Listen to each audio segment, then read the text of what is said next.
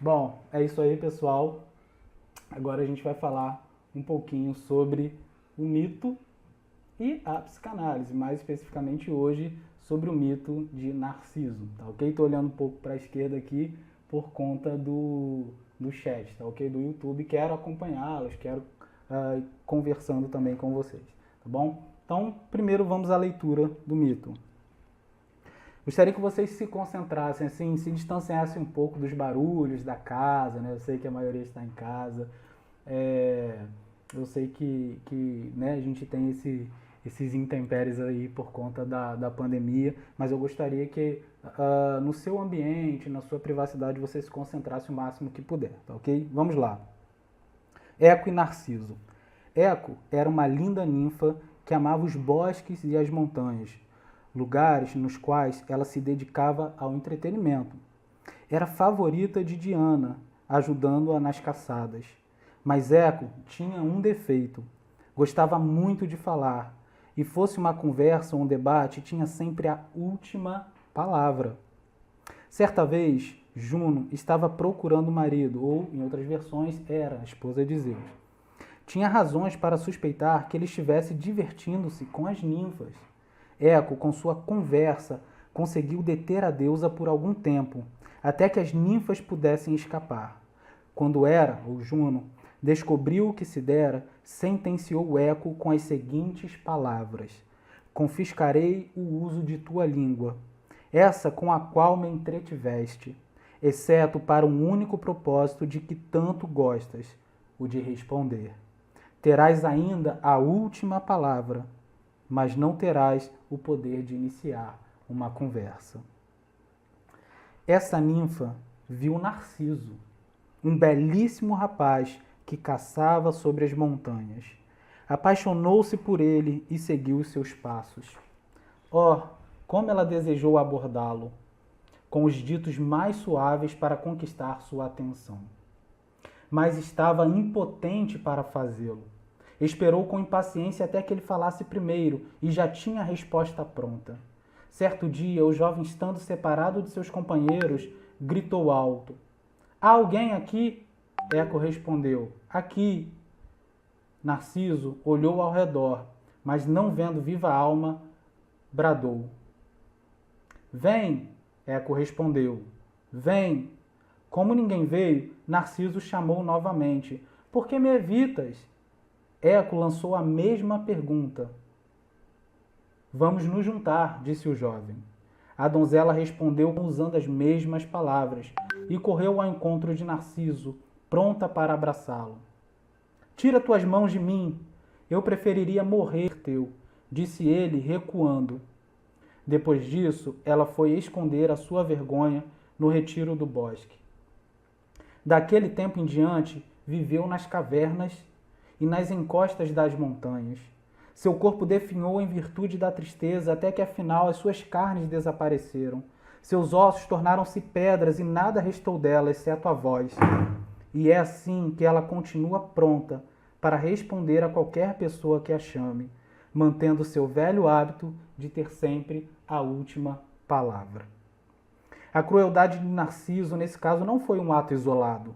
Ele rejeitou todas as demais ninfas, tal como havia feito com o pobre Eco. Um dia, uma donzela que tinha em vão procurado atraí-lo proferiu uma prece em que pedia que alguma vez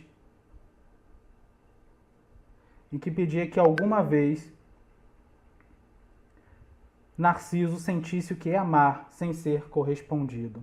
A deusa da vingança ouviu sua prece e consentiu que o pedido se realizasse. Pessoal, tá chegando aí para vocês? Antes de eu continuar, tá tudo ok? Porque aqui tá aparecendo um erro de buffering para mim. Só me dá um ok se estiver bacana, estiver tranquilo.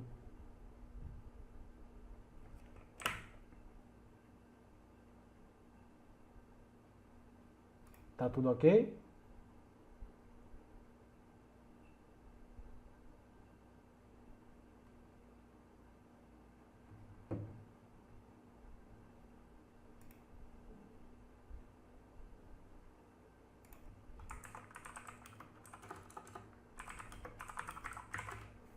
Ah, beleza. Que bom. Ok, pessoal. Tá chegando um pouquinho atrasado aqui pra mim. Vamos lá. Terminando, a deusa da vingança foi Nêmesis, né? Que amaldiçoou Narciso. Obrigado, pessoal. Beleza. Havia uma fonte cristalina, da qual jorrava água prateada, para a qual os pastores jamais levavam seus rebanhos, nem os cabritos montanheses frequentavam, e nenhum outro animal da floresta. A fonte também não estava camuflada pelas folhas caídas ou pelos ramos das árvores. A relva crescia renovada ao redor, e as rochas abrigavam-na da luz solar. Para aquele lugar foi Narciso. Certa vez, cansado da caça, sentindo grande calor e sede, inclinou-se para beber e viu sua própria imagem na água. Pensou que se tratasse de algum lindo espírito das águas que residia na fonte. Fixou o olhar naqueles olhos brilhantes, naqueles cabelos cacheados como o de Baco ou Apolo, o rosto bem formado, o pescoço de marfim, os lábios abertos, o viço da saúde e os sinais da prática dos esportes em toda parte. Olha a imagética, né, grega da beleza. Apaixonou-se por aquela imagem, que era a imagem dele mesmo. Aproximou os lábios dos lábios da imagem, mergulhou os braços para envolver seu amado. Contudo, a imagem se desfez com o toque, voltando a se formar depois de um momento, renovando o estado de fascinação do rapaz. Narciso ficou totalmente fora de si, não mais pensou em alimento ou repouso enquanto se debruçava sobre a fonte, olhando fixamente para a própria imagem. E assim falava ao suposto espírito: por que me rejeitas, ser maravilhoso? Certamente minha face não te causa repugnância. As ninfas me amam, e tu mesmo não parece estar indiferente a meu respeito. Quando estendo os braços, fazes o mesmo, e sorris quando sorrio para ti, e responde aos meus acenos com acenos iguais. Suas lágrimas caíram na água e distorceram a imagem. Quando via que o reflexo ia desaparecendo, exclamava: fica, eu te imploro. Deixa-me ao menos manter os olhos sobre ti, se não posso te tocar. Com frases como essa e com muitas outras, ele alimentou a chama que o consumiu. E aos poucos ele perdeu a cor, o vigor e a beleza que anteriormente encantara a ninfa. Eco, esta todavia manteve-se próxima a Narciso, e quando ele exclamava: ai de mim, ela respondia com as mesmas palavras.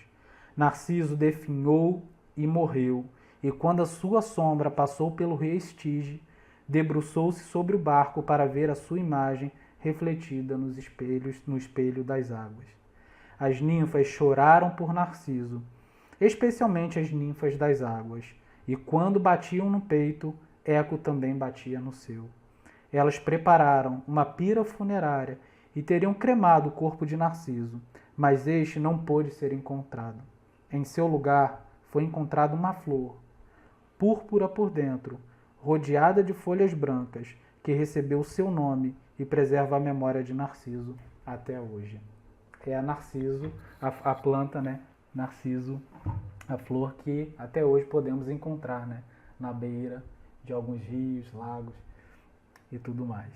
Olha que interessante, como que a história de Narciso e Eco fala muito com a gente. Eco com uma última palavra, Eco definhando, Eco falando a Narciso: ai de mim, como uma resposta àquilo que ele passava como seu próprio sofrimento, o consumo da sua própria beleza, o desejo pelo seu próprio eu.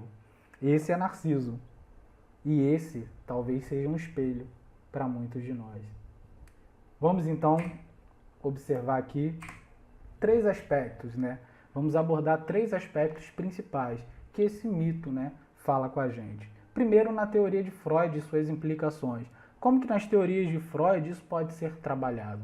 E no segundo lugar, sobre o transtorno de personalidade narcisista, de uma maneira mais direta e mais objetiva, para que a gente possa compreender o que é uma pessoa de fato narcisista e quais são, em terceiro lugar, as implicações que o narcisismo traz para o nosso contexto social. para o nosso contexto relacional, para o nosso contexto onde a gente se desenvolve como ser humano e a gente precisa reconhecer o outro como parte do nosso próprio desenvolvimento. Até porque, né, vocês sabem que nos desenvolvemos a partir do outro, na relação com o outro, né? A nossa subjetividade é construída enquanto o outro, né? Enquanto o desejo por objeto e o ser desejado, né? Como objeto.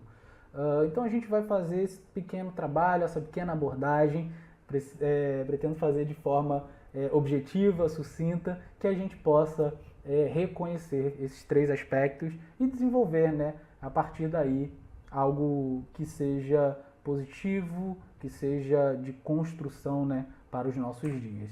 Bom, então nas teorias de Freud, em primeiro lugar, ele parte da ideia do narcisismo como uma configuração patológica, né, como na perversão. O primeiro ponto, o ponto de partida de Freud é justamente esse ponto, de que o narcisismo é de fato um transtorno e é um causador de diversos outros sintomas, né, de sofrimento, que vão se estabelecendo ao longo do tempo em nós, né?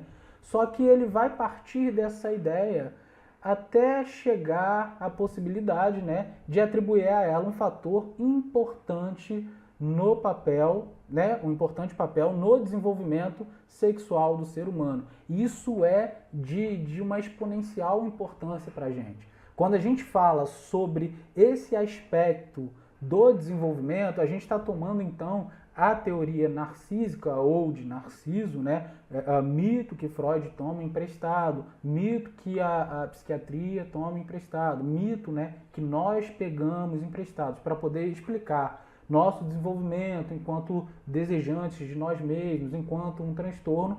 Freud ele vai desenvolver isso a partir de uma teoria do desenvolvimento, o que vai lançar luz para uma nova ideia no próprio Freud, ao longo da clínica psicanalítica, da pulsão de morte. Olha que interessante, Freud, ao reconhecer um novo processo no desenvolvimento do ser humano, chamado narcisismo, que a gente vai ver como se dá, ele consegue compreender, né, à luz desse mito, à luz dessa nova compreensão, um novo tipo de sintoma, de formação do sintoma, de pulsão, de como uma nova pulsão se estabelece dentro de nós.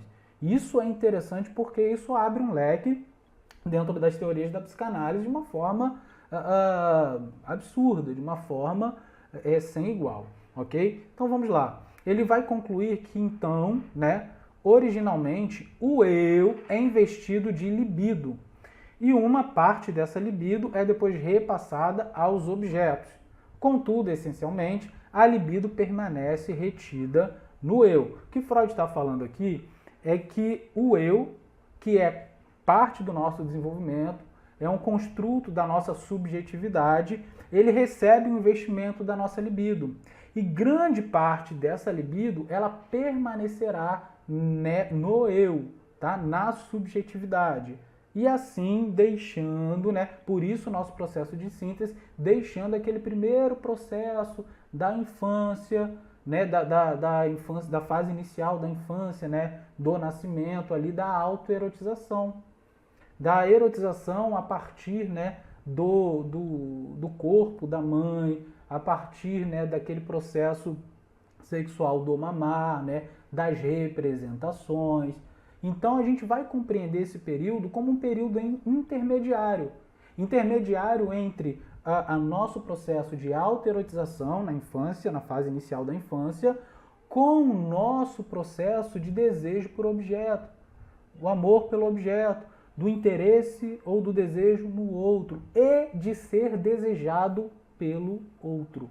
Então existe uma construção entre o meu processo autoerótico, né, que vai pegar um pouco desse segundo processo, e do meu processo de me reconhecer e reconhecer o outro como um objeto amado, né? E aí vai entrar uma grande sacada: odiado, desamparado. Ok? Vamos caminhar para a gente poder entender.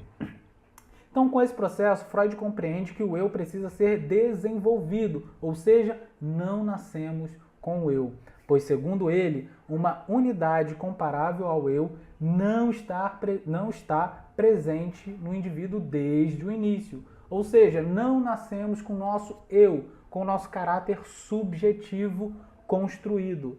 Precisamos que ele se desenvolva. Tá? Mostra que as primeiras satisfações sexuais autoeróticas então se apoiam nas pulsões de autoconservação, fazendo com que a mãe ou seu substituto tornem-se os primeiros objetos sexuais.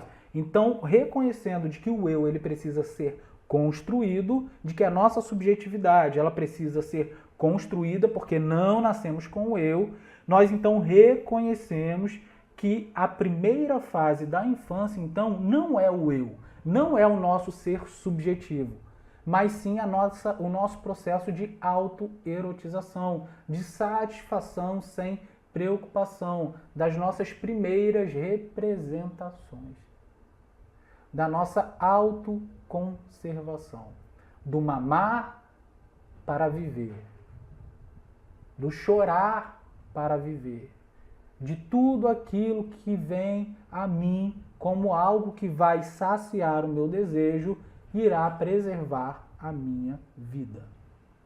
Esse é o primeiro processo. E Freud reconhece que esse primeiro processo é carente, ele carece da subjetividade, daquilo que ele chama de eu, o que vai transformar o rumo da psicanálise, inclusive, né, vai servir de fator fundamental para ele poder dialogar, né, inclusive refutar algumas teses da teoria da libido, né, desenvolvidas depois por Jung, tá ok?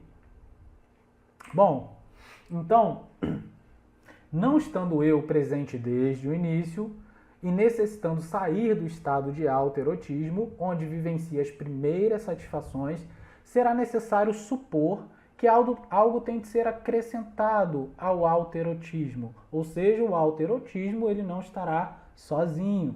Ele precisa de algo, de uma nova ação psíquica, para que se constitua então o narcisismo. Dada essa nova ação criadora de sentido, constitui-se uma expressão de amor de objeto, tanto para experiências de satisfação quanto para as de desamparo. Ou seja, esse amor de objeto, essa construção do eu, ela tem que ver não só com aquele amor dedicado dos pais, com aquele desejo dos pais pelo filho, aquele desejo do pai pela mãe pelo pai, que gerou o filho. Esse desejo, esse amor por objeto, ele tem que ver também o porquê eu desejo e o porquê eu sou desejado.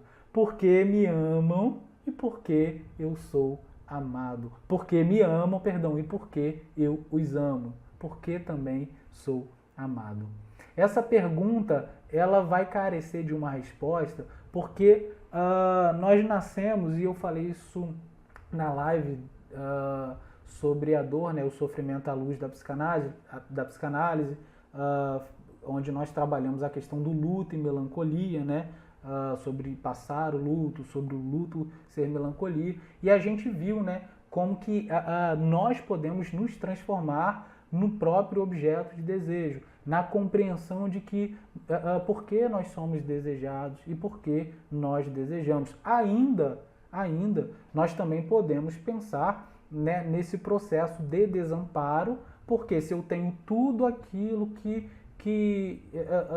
me satisfaz, se eu tenho tudo aquilo que preserva a minha vida, se basta eu chorar, os meus pais vêm, se basta eu berrar, o meu leite chega, se basta eu pedir, que tudo acontece, o meu colo é sempre presente, o meu afago é sempre real. Por que ao longo do processo há uma ausência dos pais? Porque ao longo do processo eles vão se distanciando, enquanto eu amadureço, porque isso vai acontecendo. Será que não me amam mais? Então parte dessa energia precisa ser direcionada a mim. parte dessa energia psíquica, ela precisa ser direcionada a mim como objeto da minha própria, do meu próprio desejo. Bom, chamamos de dualidade pulsional. E isso permitirá o nascimento do outro, crucial para a criação do psiquismo. O que nós chamamos de dualidade pulsional é justamente esse processo de autopreservação e de satisfação e desamparo. Porque é nesse processo de desamparo que Freud vai reconhecer e mais tarde na sua clínica vai desenvolver, né, na percepção do narcisismo, que há uma pulsão de morte. A primeira representação do vazio, a primeira representação do nada, ou seja, da ausência, ela acontece nesse processo do narcisismo. Enquanto a construção do eu, enquanto eu estou sendo construído, a minha subjetividade está sendo desenvolvida, o meu relacionamento com o outro é de amor e é a pergunta que a gente se faz, por que ao mesmo tempo de ódio? Se eles se distanciam de mim, se eles se ausentam do meu processo. Isso tem que ver com a volta ao vazio, com a volta ao nada. Porque pulsão de morte, o princípio de autodestruição, né, não é um princípio de fazer com que doa, tá? Por mais que isso aconteça a si mesmo, mas é fazer com que, é desejar voltar ao nada, onde a dor não existia, onde nada existia, onde somente existia o vazio. O som ainda está baixo para todo mundo, só para algumas pessoas. Eu posso falar mais alto um pouquinho aqui, qualquer coisa. Deixa eu ver se eu consigo aumentar aqui. Acho que não. Ok? Vou falar um pouquinho mais alto então para poder ver se fica melhor.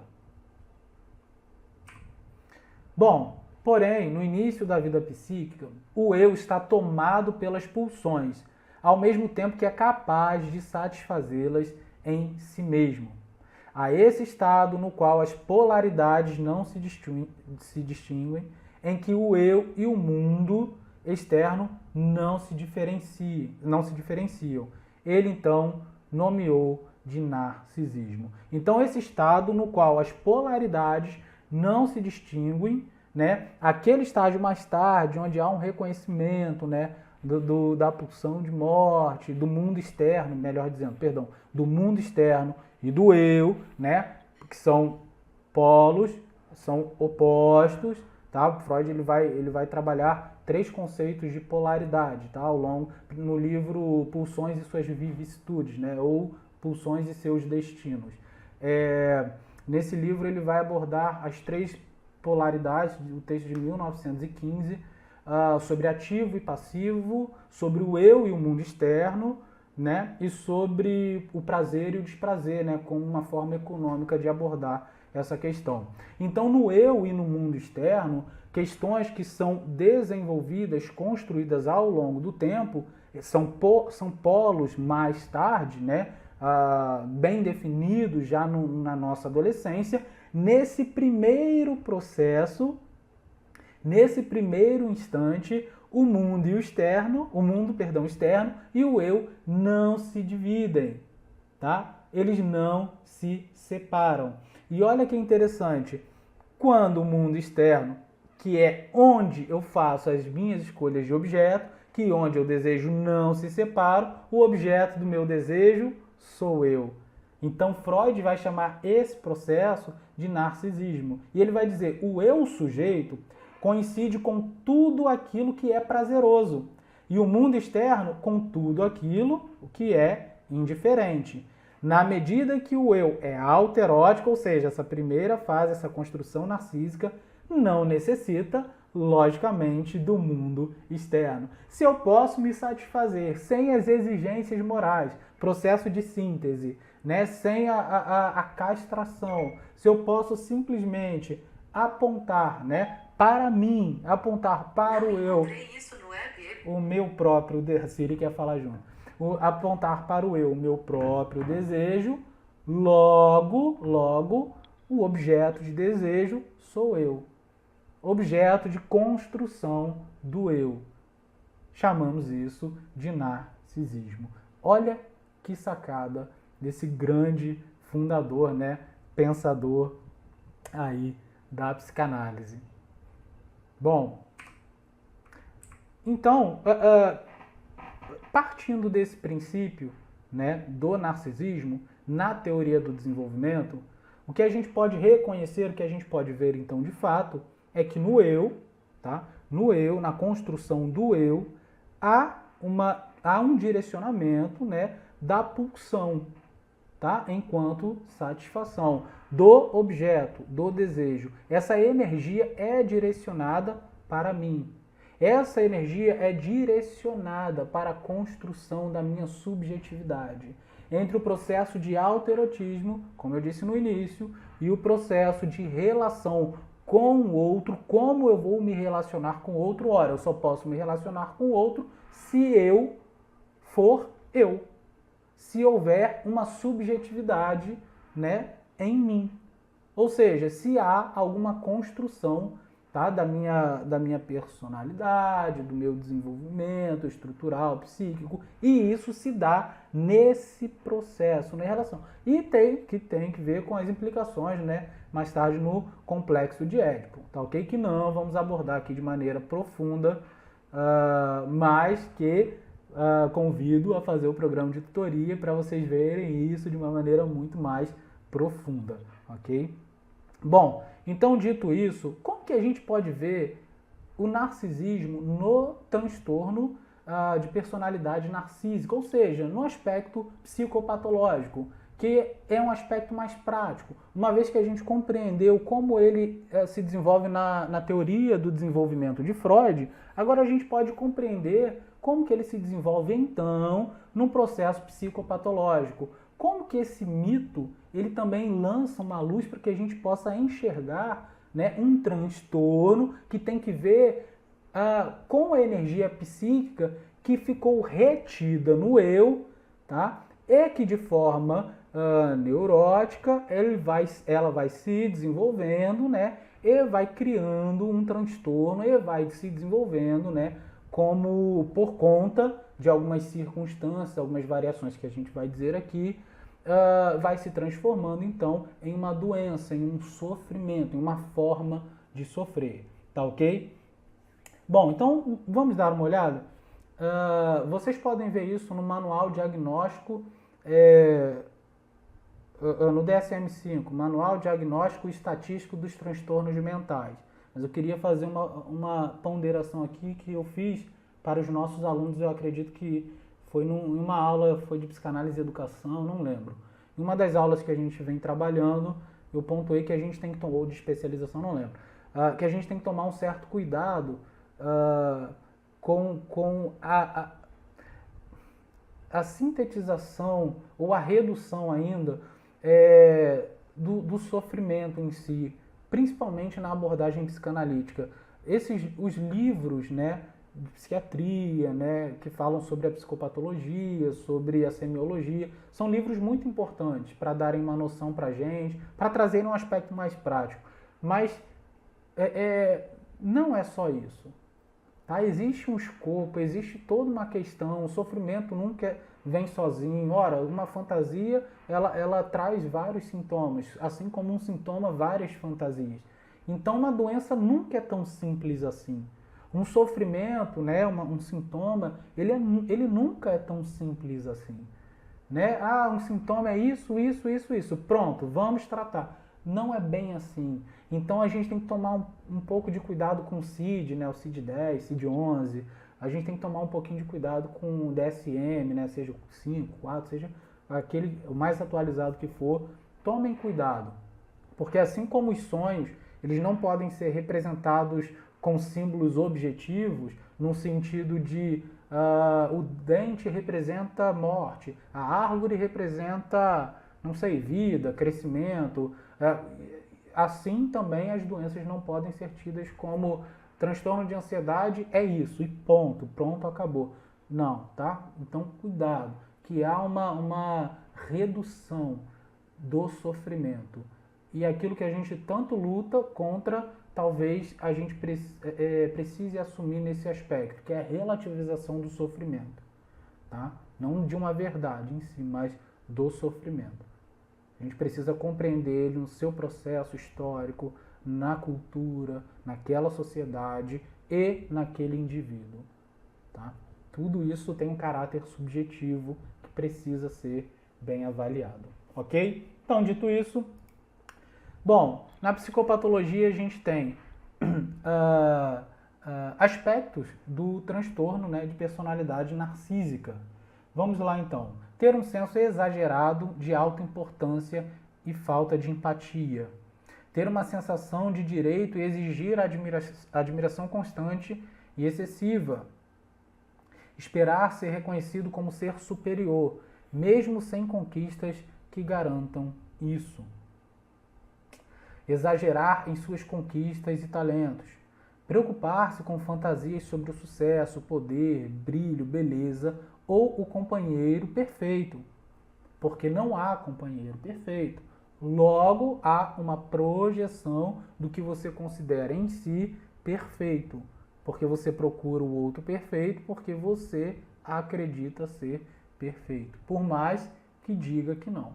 Acreditar que eles são superiores e só podem se associar com as pessoas igualmente especiais. Esse é um aspecto importante para o social. Monopolizar as conversas e menosprezar as pessoas que elas percebem como inferiores. Esperar favores especiais e cumprimento inquestionável de suas expectativas. Aproveitar os outros para conseguir o que você quer, né? Botei o que eles querem. Botei não, peguei o que eles querem. Apresentar uma incapacidade ou falta de vontade para reconhecer as necessidades e sentimento dos outros. Perceba que há várias conexões com outros transtornos, né? Por exemplo, parece em alguns pontos uma síndrome maníaca, parece em alguns pontos, né? Como Freud tinha um aspecto da perversão, parece algo como a psicopatia.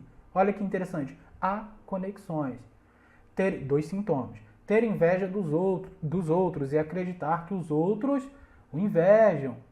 Comportar-se de maneira arrogante, parecendo vaidoso, pretensioso e pouco assertivo. Insistir em ter o melhor de tudo. Por exemplo, o melhor carro ou escritório ou casa ou seja lá o que for. Perceba uma conexão bem objetiva e concreta com Narciso.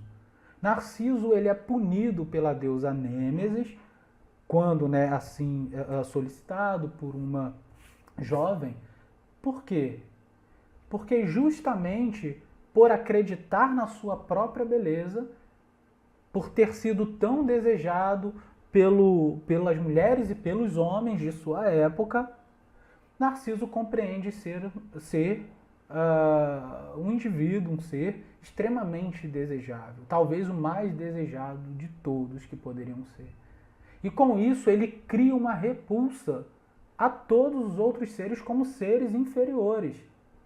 E essa repulsa, ela faz com que todos aqueles sejam diante dele imperfeitos. Porque toda a beleza, a sutileza, toda a estética, todo amor, toda a plenitude da perfeição está em Narciso.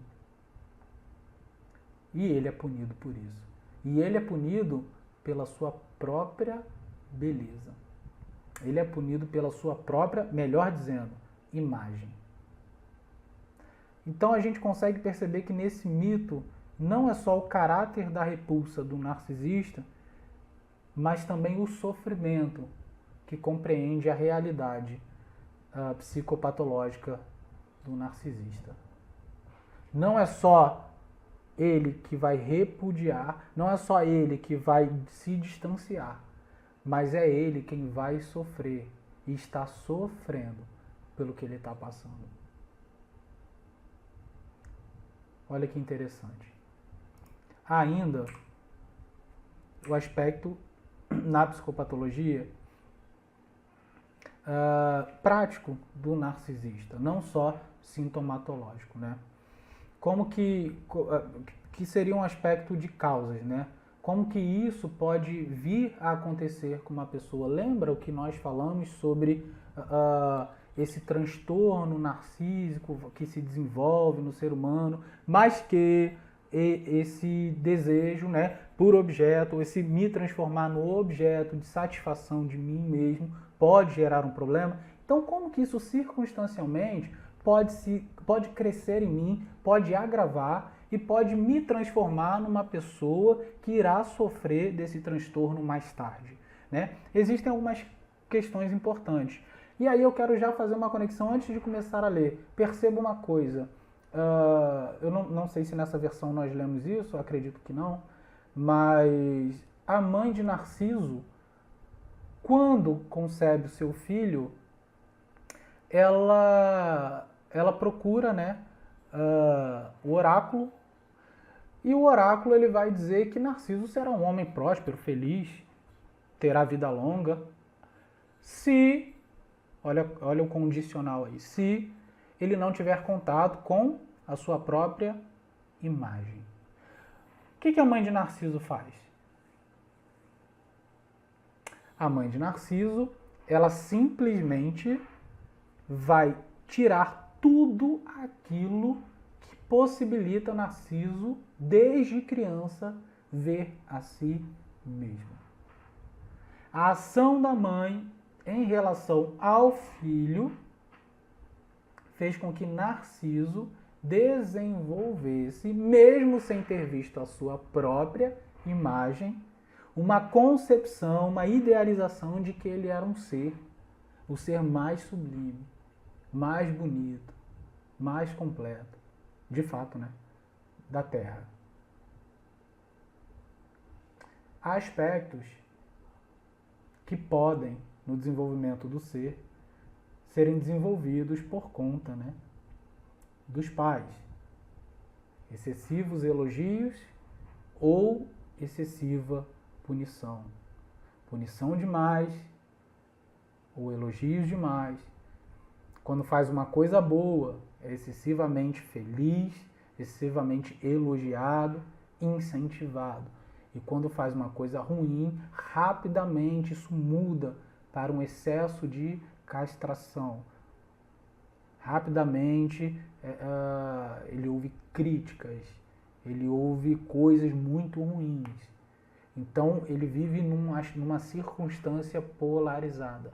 Não há um equilíbrio onde ele precisa fazer coisas boas para que seja extremamente o tempo inteiro elogiado, para que não faça coisas ruins onde ele é extremamente criticado e punido. E esse jogo ele começa a se desenvolver desde a infância. Então, pode se desenvolver a partir do comportamento manipulativo. Eu tirei algumas coisas, não peguei do DSM, peguei de um site que eu achei um site bem coeso, esses aspectos, mas eu retirei, depois eu posso passar para vocês, eu retirei alguns aspectos que eu considerei não relevantes. Bom, então, aprender comportamento manipulativo de pais ou colegas, interessante. Ser excessivamente elogiado por bons comportamentos, como eu disse, e excessivamente criticado por maus comportamentos. Sofrer abuso grave na infância. Receber cuidados parentais inconsistentes, cuidados não confiáveis ou imprevisíveis. Papais e mamães dessa live, por mais que sejam amigos, conhecidos, pessoas maravilhosas que vocês amem de montão, filho deve dormir em casa. Filho e filha ficam em casa até que possam se defender, agir contra. Porque por mais maravilhosa que a pessoa seja, ela tem defeitos. E às vezes esses defeitos nós não reconhecemos ou não conhecemos. Até porque nós também escondemos os nossos defeitos e as nossas limitações, certo? Para que a nossa convivência e a nossa vida social seja mais branda, seja melhor. Então, seja tio, seja amigo, atentem para essas questões. Ser excessivamente admirado, sem feedback realista, para equilibrar o indivíduo com realidade. Perfeito, Cleide. A diferença entre o antídoto e o remédio é a dosagem. É verdade. É verdade. E acabei lendo esse tópico aqui, ser excessivamente admirado sem feedback realista. O equilíbrio é a chave para o desenvolvimento de todo e qualquer ser humano. Tá ok? Então é importante a gente pontuar isso sim. Muito legal, Cleide. Receber elogios excessivos dos pais ou de outras pessoas por sua aparência ou habilidades. E não confundam aqui ter um filho, ter uma filha muito bonita, ou você achar que é, e falar assim, nossa, ela é muito bonita, então eu tenho... Ou talvez tenha que diminuir um pouco a estima dela. Não. O cuidado é com o que você está fazendo com aquilo ou com quem ela é. O cuidado é com, lembra do senso de pertencimento? É que nesse pertencimento, nessa relação que se desenvolve, como que você está gerenciando essas capacidades? Como que você está gerenciando essa questão da beleza, essa questão da inteligência, essa questão relacional, né, às vezes a sua criança ela é muito ativa, é muito proativa, né? Muito esperta, que bom, isso é ótimo. Mas será que a minha ênfase está demais nas qualidades dela? Então eu não preciso trazer aspectos negativos, eu preciso equilibrar a minha função de elogiar, a minha função de punir, a minha função de criar um senso de pertencimento, como a Cleide colocou, equilibrado. Porque quando isso não acontece, mais tarde nós temos algumas implicações sociais. Porque os narcisistas, por direcionarem sua libido ao eu, este como próprio objeto, fecham-se em seu próprio mundo, escolhendo uma vida relacional segregária. Nesse sentido, são pessoas que vão estar se relacionando apenas com pessoas que são iguais a ela, que ela identifica como pessoas perfeitas, como pessoas que, por pensarem do mesmo modo, essas pessoas então são pessoas inteligentes, são pessoas que sabem das coisas, então são pessoas que são próprias do meu círculo. As pessoas que se relacionam com o narcisista deverão então compor a mesma forma de pensar e de agir, sempre buscando alcançar o objetivo de agradá-lo de alguma maneira. E a partir desse aspecto, cria-se então, aí é bem interessante a gente pensar, cria-se então um caráter de indiferença. Cria-se então pessoas que não, que desejam mudar o mundo, tá? A partir do que elas pensam ou acham que, mas não a partir da reconstrução da sua própria subjetividade. As relações elas precisam mudar a partir daquilo que eu acho que é certo. O mundo precisa mudar a partir daquilo que eu acredito, mas não a partir da minha própria mudança. Não a partir da minha ressignificação. Inclusive, muito desenvolvimento, né, teórico, muita construção do pensar, e diga-se de passagem, do Brasil, coisa que eu tenho estudado atualmente, muitos filósofos brasileiros, eles partem de uma mudança do Brasil a partir de uma reestruturação política, econômica, trazida, né, de moldes externos, mas vendo o aspecto apenas externo. Sem uma preocupação com o caráter subjetivo, sem uma preocupação com o pensar no país subjetivo. Ou seja, eu preciso mudar. Eu preciso que eu mude para que a estrutura do pensar político, econômico, social, relacional se transforme também. Ok? Olha como a implicação desse desenvolvimento narcísico acontece aqui. O narcisista, ele é isolado? Boa pergunta, Lina Mara. Ele é isolado até o ponto de que as pessoas que pensam da mesma maneira que ele, que pensam da mesma forma que ele, que agem da mesma forma que ele, até o ponto em que eles se aproximam. Porque aí o narcisista, ele reconhece essas pessoas como pessoas que são um espelho, refletem a mesma imagem, a imagem do belo, a imagem do perfeito, até que elas rompam com qualquer ideal desse ser humano. Inclusive, muito da ideologia é pensada a partir das suas próprias pautas. Por isso que vivemos atualmente crises absurdas políticas, porque o nosso mundo está vivendo polarizações ideológicas. Isso significa que cada um quer que entre, né, em voga as suas questões pessoais. Eu quero que tal fulano seja presidente, tal fulano seja governador, tal fulano seja prefeito, porque eu idealizo, tá, aquilo que eu acho que é melhor. Gente, olha só, hoje, inclusive, eu vi um líder religioso que foi cancelado no Instagram porque ele postou uma foto da família dele com alguma frase lá do Star Wars, bem legal, mas incentivando o amor. E aí algumas pessoas denunciaram, uma pessoa denunciou, e há uma falha, né, no Instagram, nesse filtro. E aí a foto dele foi retirada. E essa pessoa ainda entrou em contato. E ele perguntou, por que me denunciaste? Por que você me denunciou? E a pessoa vai começar a dizer assim, porque eu acho que o que você posta fere a minha consciência. E que, ora, e o mundo tem que ser de acordo com a sua consciência? Tem que ser de acordo com o que você está achando, com o que você vive, com o que você pensa. Não, existe um ideal bem maior, de bem comum bem maior. E não precisa, né? Não precisamos ser tão inteligentes ou tão intelectuais para poder entender que era uma mensagem positiva, uma mensagem bacana, uma mensagem de construção e não de destruição. Olha que coisa, gente.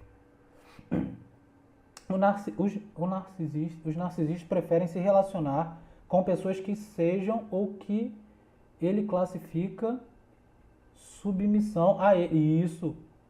Exatamente, Rosemary. Exatamente. Então, nesse sentido, Lina Mara, ele não é um isolado, mas ele se relaciona enquanto que espelho, enquanto que servos, enquanto que pessoas abaixo do seu pensar. A partir do momento que há um conflito, a partir do momento que há uma dificuldade, tá, nessa resolução, né, do pensar, ou na convergência, melhor dizendo, do pensar, rompe-se aí rompe-se aí, na verdade, o círculo, né? Rompe-se essa correlação e esse aspecto de ruptura é desenvolvido, é criado, e eles vão se afastar, obviamente, tá? Exatamente, Rosemary. São pessoas que ele precisa desse, mesmo que essa submissão não seja direta, seja clara, porque podemos manter uma relação de amizade onde, né, psicopatologicamente falando, onde estamos adoecendo por você ser uma pessoa que faz tudo aquilo que eu penso, que faz tudo que eu quero, mas que faz porque, enquanto quer ser minha amiga, porque vê em mim algo a ser desejado. E algo a ser desejado nos torna amigos pelo fato de que você faz tudo aquilo que eu acho, que eu penso e que eu quero, ok?